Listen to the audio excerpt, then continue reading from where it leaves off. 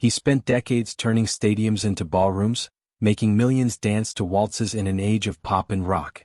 But behind the gowns, the chandeliers, and the sold-out crowds, André Rieu built his entire life trying to outrun a childhood where love was never given freely. Born in Maastricht in 1949, André was the third of 6 children in a strict Catholic household.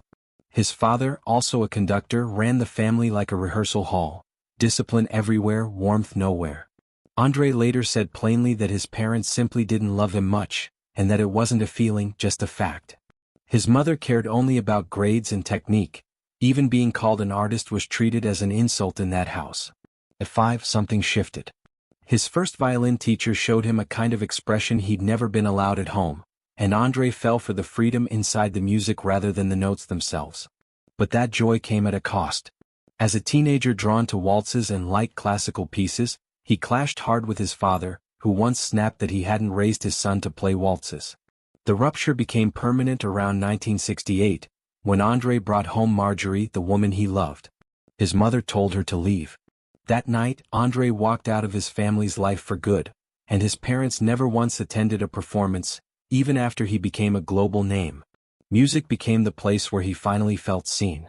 In 1978 he broke from traditional orchestras, which felt as cold as his childhood home, and formed a small salon orchestra, playing wherever he could find a room. Marjorie became the backbone of everything. Booking shows, managing finances, even shaping arrangements no one credited her for.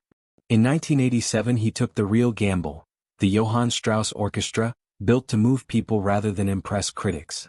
Their first show came on New Year's Day 1988. Traditionalists mocked it. Audiences loved it. Then in 1995, everything changed. During a UEFA Champions League final in Vienna, watched by hundreds of millions, his orchestra played a waltz at halftime and turned the stadium into something no one had seen before. CD sales exploded. Records fell in Germany, Australia, across Europe. Critics called his work embarrassing. Families wept in the aisles anyway. By the 2010s he was untouchable on stage, but his body had started keeping score. In 2010, an inner ear infection destroyed his balance and forced him to cancel an entire tour for the first time in his career. In December 2016, grief struck harder. His longtime trombonist and close friend died suddenly on tour in England. André canceled every remaining date that Christmas, calling him family, not just a bandmate.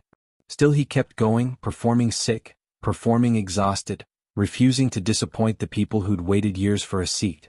Then in March 2024 at 74, his body finally gave out backstage in Mexico City, undone by altitude and exhaustion. He called Marjorie and told her he never wanted a night like that again. The entire tour was cancelled, 40,000 fans left without a show, and for the first time, André had to admit there was a limit even he couldn't outplay.